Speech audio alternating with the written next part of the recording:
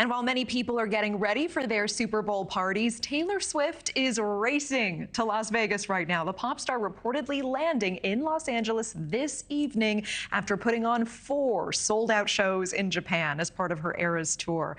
Safe to say she will be able to cheer on tight end Travis Kelce during the big game. But while Taylor Swift brings some new eyes and attention to the NFL, lawmakers also hoping her stardom can help highlight an emerging tech issue.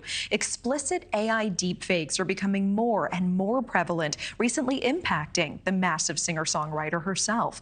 Taylor Swift was a recent victim of fake sexual images that spread rapidly online without her consent. Millions viewed those photos, leading to X temporarily banning the search of her name on its platform.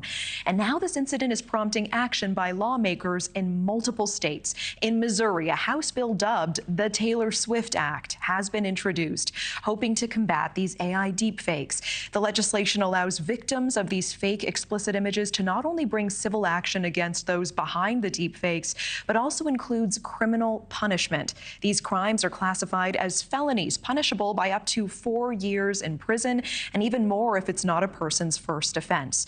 We're now joined by the author of that new bill, Missouri Representative Adam Schwardon. Thanks so much for taking the time tonight. Thank you, Natasha, for having me. So the name the Taylor Swift Act clearly shows what spurred this legislation. Tell me more about this. In your mind, what went through your mind when you saw these headlines? Why was it so clear what needed to be done? Well, I knew it had to be done. I'm the father of 2 little girls, ages 8 and 11, and this is a growing problem, not only here in Missouri, but also in the nation and around the world. And the timing of getting this legislation drafted just happened to coincide with the issue that happened with Taylor Swift. So I felt with also her being associated with the state of Missouri, that to bring greater awareness to this issue, just call it the Taylor Swift Act. Yeah, I appreciate that. And I want to talk about finding those who are actually responsible for these AI deepfakes. There was a report this week by a research firm that studies disinformation. They traced the fake images of Taylor Swift back to 4chan. That's a notorious and often offensive message board, but it's also anonymous. So in Missouri, if this legislation becomes law, how will these people be tracked down, especially if this content originates in the darker depths of the internet?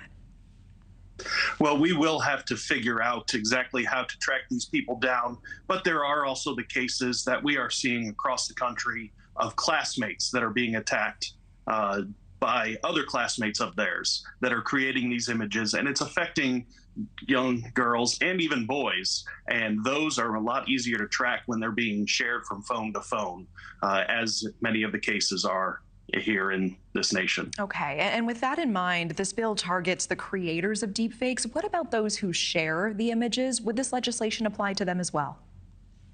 I believe it would also reach out to them because they are taking that active role in, after receiving it, then forwarding it on. So they could be liable to the civil and criminal penalties. And just this week, more AI deepfakes of Taylor Swift started spreading online, and this time not explicit, actually showing the pop star supporting former President Donald Trump, claiming that he won the 2020 election. Is more legislation needed to combat this specific issue, or should social media sites, in your opinion, be the ones responsible for addressing misinformation?